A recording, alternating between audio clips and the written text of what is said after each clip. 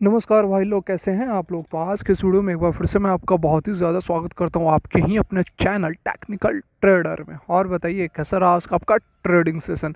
देखिए आज के इस वीडियो में हम बात करने वाले हैं फ्यूचर ग्रुप के बारे में। देखिए जैसी एक्सपेक्टेशन लोगों को थी, रिलायंस इंडस्ट्रीज़ ने जब से फ्यूचर ग्रुप के बिजनेसेस को ख़रीदा है उसके बाद से जैसी एक्सपेक्टेशन लोगों को थी उस तरह की एक्सपेक्टेशन पर खरी नहीं उतरी है अभी तक की। यदि बात करें जो फ्यूचर ग्रुप की लिस्टेड कंपनियां हैं उनकी यदि बात करें तो रैली जैसी एक्सपेक्टेशन थी वैसी देखने को नहीं मिल रही है। इसके पीछे कारण क्या है?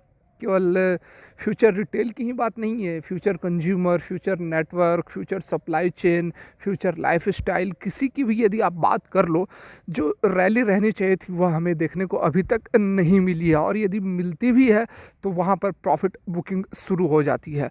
तो क्या है ये माजरा, क्या है ये गेम, सारा कुछ समझने की कोशिश करेंगे इसी वीडियो में। तो रिक्वेस्ट आप लोगों से एक करना चाहूँगा कि वीडियो को लाइक करें, इससे हमारे हौसला बढ़ता है। यदि अच्छी लग रही है वीडियो तो लाइक करना चाहिए, आपका भी यह कर्तव्य बनता है। तो चलिए वीडियो को आगे बढ़ाते हैं।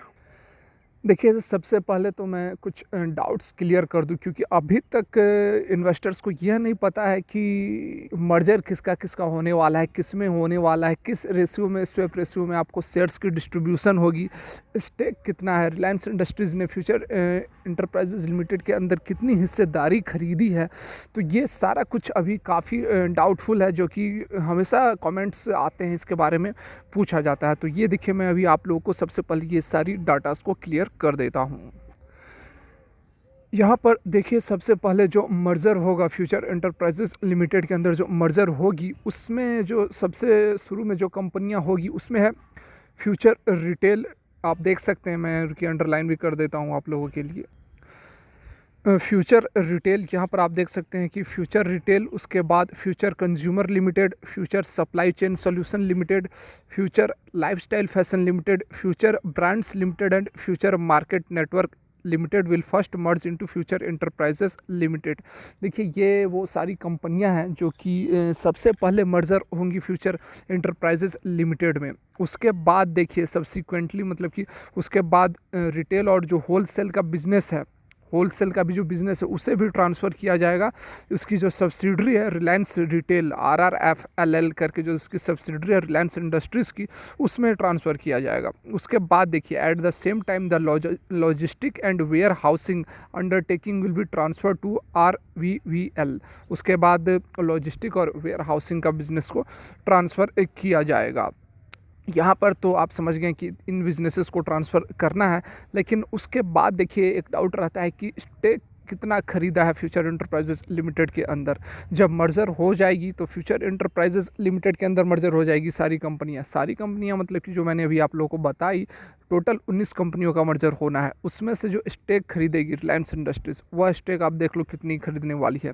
यहाँ पर सबसे पहले जो प्रपोजल है उसमें 1200 करोड़ का प्रेफरेंशियल इशू होगी इक्विटी शेयर्स का FEL में, to acquire 6.09% post merger equity. मतलब कि 1200 करोड़ रुपए लगाएगी जिससे कि 6.09% का स्टेक रिलायंस इंडस्ट्रीज़ खरीदेगी। उसके बाद 400 करोड़ लगाएगी फिर से प्रेफरेंशियल इशू के माध्यम से, उसके माध्यम से फिर 7.05% का स्टेक खरीदेगी। तो टोटल स्टेक लगभग यहाँ पर 13.13 के आसपास, यहाँ पर 13 आप मान लो 13% के करीब यहाँ पर स्टेक खरीदने वाली है Reliance industries future enterprises limited के अंदर। तो ये तो क्लियर हो गई।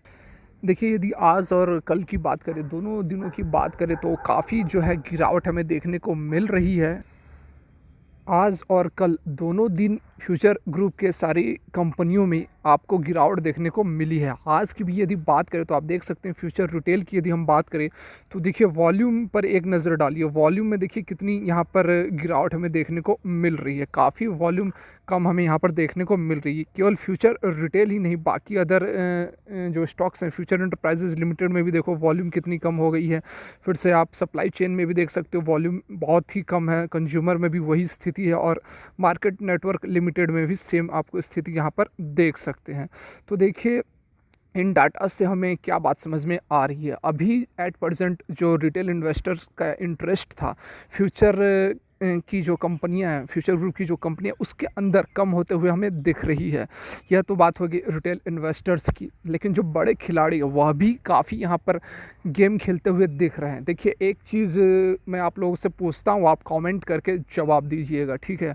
यहाँ पर देखिए, फ्यूचर रिटेल की मैं बात कर रहा हूँ। देखिए, जो मैंने अभी आपको 4-5 कंपनियाँ दिखाई फ्यूचर ग्रुप की, मेनली वह कंपनियाँ हैं, लेकिन इसमें से सबसे बड़ी और जो सबसे सॉलिड जिसका बिजनेस है, सबसे बढ़िया कंपनी आप कह सकते हैं, वह है फ्यूचर रिटेल का। जो मार्केट कैप की भी यदि हम बात करें तो मार्केट कैप 5,500 करोड़ के आसपास मिड कैप में आती है फ्यूचर रिटेल, और उसके बाद जो बाकी जो कंपनियां बच गई वह स्मॉल कैप है, काफ़ी छोटी छोटी कंपनियां हैं। 500 करोड़ का मार्केट कैप है। फ्यूचर कंज्यूमर का केवल 1800 करोड़ के आसपास मार्केट कैप है। उसके बाद बाकी कंपनियों की मार्केट कैप में कोई खासा दम नहीं है। तो यहाँ पर फ्यूचर रिटेल की जिस तरह से मोमेंटम रहती है, उसी तरह से मोमेंटम बाकी स्टॉक्स में भी हमें देखने को मिलती है। तो ज़्यादा फोकस इसलिए हमें फ्यूचर रिटेल पर ही करना चाहिए। यहाँ पर देखिए, फ्यूचर रिटेल की यदि हम बात करें तो देखिए, जब ये इसने हाई बनाया था 161 का, जो हाई बनाया था, आप यहाँ पर देख सकते हैं,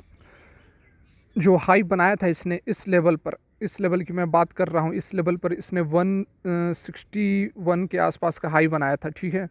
तो 161 का जो हाई बनाया था, उसके बाद से आप देख सकते हैं कि इसमें जो लगातार गिरावट हमें देखने को मिली थी, लगातार ये गिरावट हमें देखने को मिली थी, और इसने 95 के आसपास का लो बनाया था। उसके बाद फिर 2 दिन अपर सर्किट हमें देखने को मिली थी। तो देखिए, ऊंचे लेवल्स मतलब कि जब भी यहाँ पर रिटेल इन्वेस्टर्स कूदते हैं, रिटेल इन्वेस्टर्स जो हैं स्टॉक के प्राइस को ऊपर लेकर जाते हैं, वहाँ से ऊपर के लेवल से प्रॉफिट बुकिंग शुरू हो जाती है और ताबड़तोड़ प्रॉफिट बुकिंग शुरू होती है। ऐसा मैं कैसे कह रहा हूँ, क्यों कह रहा हूँ, आप भी समझ सकते हैं। देखिए, यहाँ पर जब 161 रुपये गई थी, 160 रुपये का जब हाई बनाया था, जब न्यूज़ आई थी कि जस्ट हुई ही थी, या मतलब शुक्रवार को डील हुई थी, और उसके बाद मंडे को यह हाई बनी थी। ये वाली जो कैंडल देख रहे हैं आप, यह मंडे को ही बनी थी। मंडे को ये वाली कैंडल, 1 मिनट, हाँ, ये वाली जो कैंडल आप देख रहे हैं, ये मंडे को बनी हुई है। उसके बाद से यहाँ लगातार गिरावट हमें देखने को मिली है। तो देखिए, ऊपर के लेवल्स पर प्रॉफिट बुकिंग हो रही है, ज़बरदस्त प्रॉफिट बुकिंग हो रही है, और 95 के लेवल तक प्रॉफिट बुकिंग हुई। फिर जब इसमें से बड़े इन्वेस्टर्स ने हाथ निकाला, जब माल अपना मोटा निकाल लिया, उसके बाद जब स्टॉक को छोड़ा, तो फिर से यहाँ पर प्रॉफिट बुकिंग शुरू हुई है, और फिर से यहाँ पर तेज़ी देखने को मिली हमें। 2 दिन तेज़ी देखने को मिली। आपको याद होगा कि इन 2 दिनों की मैं बात कर रहा हूँ, इन 2 दिनों की, देखिए इन 2 दिनों में तेज़ी देखने को मिली हमें, लेकिन उसके बाद फिर से यहाँ पर गिरावट देखने को मिल रही है। तो देखिए, जब 2 दिनों में हमें तेज़ी देखने को मिली, 106 रुपये के आसपास हाई बनाया था, लेकिन उसी समय खबर क्या आई, खबर यह आई, और यही सवाल मैं आप लोगों से पूछना भी चाहूँगा कि हेरिटेज फूड्स अच्छी कंपनी है, बड़ी कंपनी है। हेरिटेज फूड्स फ्यूचर रिटेल के लगभग 1,78,00,000 शेयर बेच रही है, धीरे धीरे करके निकाल रही है। ऐसा क्यों कर रही है, आप बताओ मेरे को।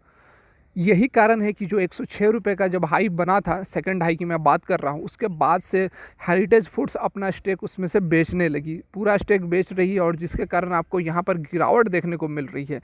ये बात समझनी होगी, क्योंकि जहाँ पर रिटेल इन्वेस्टर्स को लग रहा है कि जब मर्जर के बाद से इसमें अच्छी खासी रैली रहनी चाहिए, अब यह रॉकेट बन जाएगी, वहीं पर जहाँ भी थोड़ा सा प्राइस का अप मूवमेंट होता है, वहाँ पर बड़े प्लेयर्स, बड़े जो खिलाड़ी हैं, जो करोड़ों करोड़ों रुपए लगाए हुए हैं, वो अपना प्रॉफिट बुक करके निकल जा रहे हैं। अब ऐसा ही वो क्यों कर रहे हैं, ऐसा वो क्यों कर रही है, काफ़ी बड़ा सवाल है।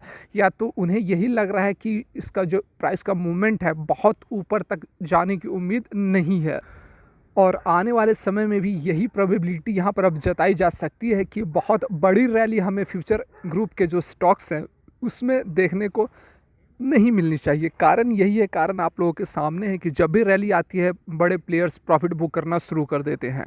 यहाँ पर रिकॉर्ड डेट से पहले पहले बहुत बड़ी रैली की उम्मीद तो फ़िलहाल नहीं दिख रही है। हाँ, कोई वैसी बहुत बड़ी चिंता की बात नहीं है, क्योंकि 13% के आसपास आपने देखा कि स्टेक रिलायंस इंडस्ट्रीज़ ने ख़रीदा हुआ है। तो जब से रिकॉर्ड डेट के बाद से जब मर्जर वगैरह हो जाएगी, जब फ्यूचर एंटरप्राइजेज लिमिटेड में ये सारी कंपनियों की मर्जर हो जाएगी, तो उसके बाद रिलायंस इंडस्ट्रीज़ इसको फुल्ली तरीके से रन करेगी।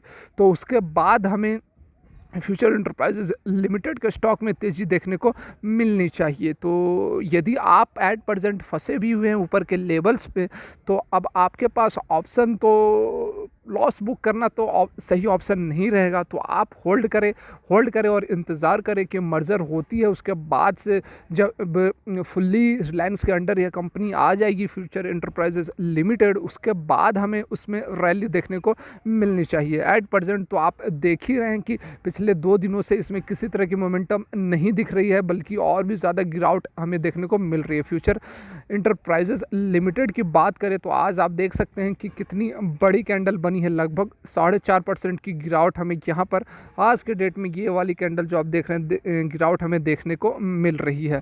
तो बहुत बढ़िया कोई अपडेट या फिर रिजल्ट्स हमें देखने को नहीं मिल रहे हैं, और जो वॉल्यूम्स भी हमें बता रहे हैं कि जो इंटरेस्ट है रिटेल इन्वेस्टर्स का वो काफ़ी यहाँ पर कम होते हुए हमें दिख रहा है। देखिए कितनी बड़ी बड़ी कैंडल्स बनी थी वॉल्यूम की, उसके बाद देखिए किस तरह से यहाँ पर डिक्लाइन होते हुए हमें नज़र आ रही है। तो फिलहाल तो मैं यही कहूँगा कि फ्रेश एंट्री लेना फ्यूचर ग्रुप के किसी भी स्टॉक के अंदर ठीक ठाक डिसीजन नहीं बैठेगी। तो देखिए यह थी आज की वीडियो। यदि कोई डाउट्स हो, आपका सुझाव हो, तो कमेंट करके बताएं, मैं सभी का रिप्लाई करने की कोशिश करूंगा। वीडियो देखने के लिए बहुत बहुत धन्यवाद।